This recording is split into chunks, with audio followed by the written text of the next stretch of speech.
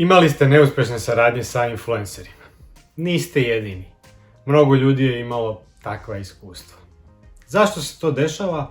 Razloga je mnogo, a jedan od glavnih je da se sadržaj koji kreiraju influenceri ne iskoristi na pravi način. Šta treba da uradite? Kako da postignete pun efekat i bolji rezultat? Daću vam 10 ideja na koji način možete iskoristiti sadržaj koji kreiraju influenceri kako biste poboljšali rezultat kampanje, ostvarili veći efekat i ono što je najbitnije, povećali prodaju proizvoda i usluga. Pretplatite se na ovaj kanal, lajkujte i komentarišite, ostanite uz ovaj video do kraja, a mi hajde da vidimo kako da postignete pun efekat saradnje sa influencerima. Moje ime je Vladimir Madenov i ja sam sertifikovani konsultant za digitalnu transformaciju sa ekspertizom za društvene mreže. Kako uobičajeno brendovi, firme, organizacije, pojedinci sarađuju s influencerima? Tako što dogovore saradnju, influenceri kreiraju i podele neki sadržaj i to se tako završi, eventualno ta organizacija, firma podeli na svojim profilima ono što je influencer napravio. Kažem, to se tako obično završi i onda je svima čudno što nije postignut dobar efekat. Postoji još mnogo stvari koje možete da uradite sa tim sadržajem u kontekstu distribucije i prilagođavanja sadržaja da biste maksimizirali taj efekat saradnje.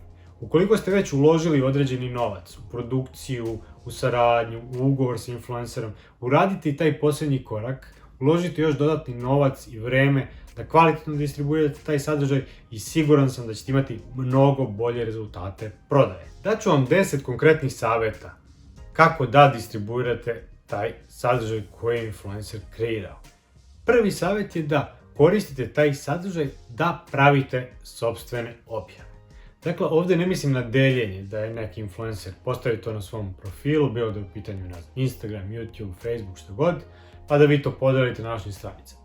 To nije dobro. Prilagodite taj sadržaj i kreirajte objave na vašem profilu. Kako to može da izgleda? Recimo, influencer je snimio video od minut. Vi od tog videa možete napraviti nekoliko kratkih videoklipova da ih koristite za story. Pa i posle ubacite u highlights i oni vam stoje tu, mogu da vam stoje koliko god postoji profil gdje zapravo ljudi mogu da vide to i da vide da ste vi sarađivali sa tim influencerom. Zatim možete od tog videoklipa da izvučete par najzanimljivijih objava pa da napravite neke citate, pa da od tih citata napravite karusel objavu, pa da napravite klasičnu foto objavu, pa da izdvojite neku smešnu, zanimljivu situaciju, možda neku facu koju napravi influencer, pa da nalepite na neki vizual.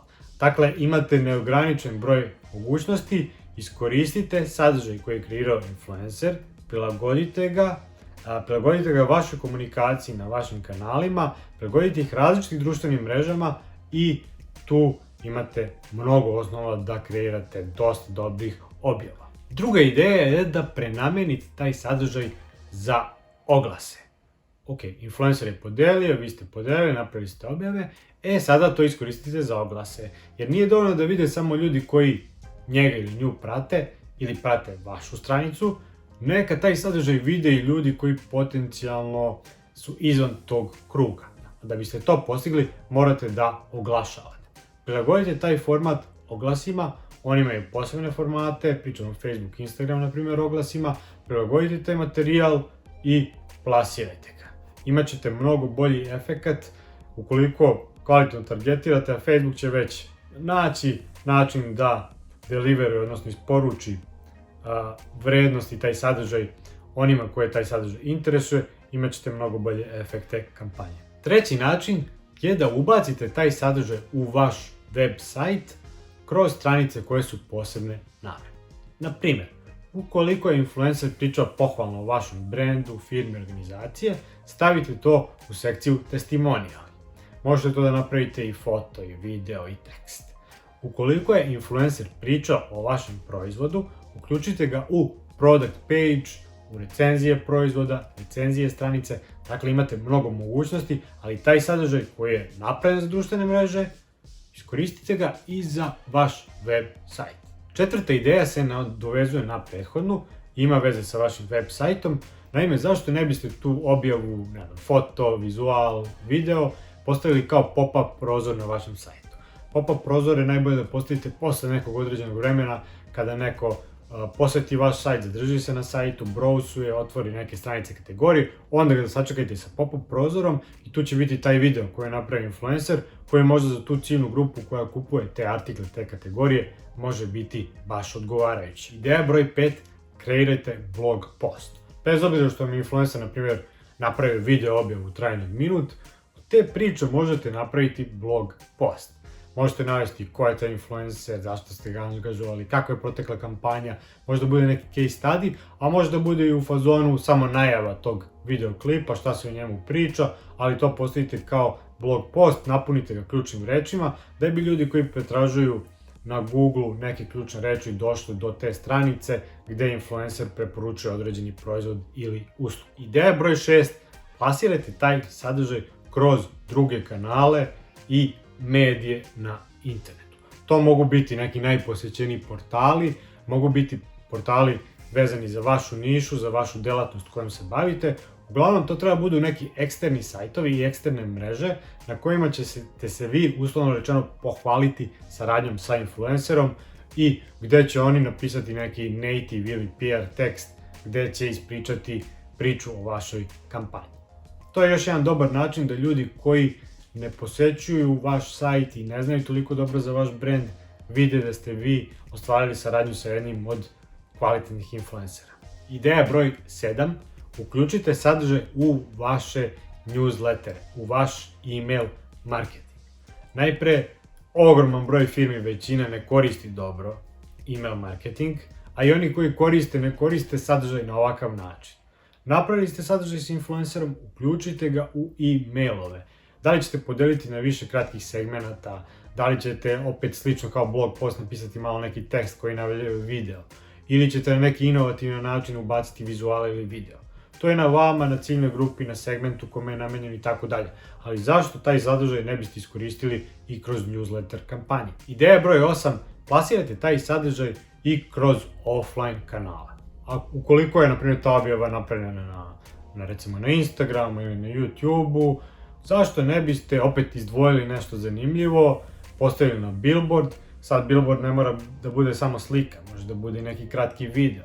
Ili, na primjer, na bilo koje načine offline marketinga kao što su, ne znam, panoi, zidovi, grafiti, sve te neke stavke koje mogu da potpadnu pod gerila marketing, zašto ne zaokružite ovu kampanju koja je bila prvenstveno online i preko offline kanala koji vam mogu dati dodatnu vrednost i dodatnu vidljivost. Ideja broj 9, koristite whitelist oglase.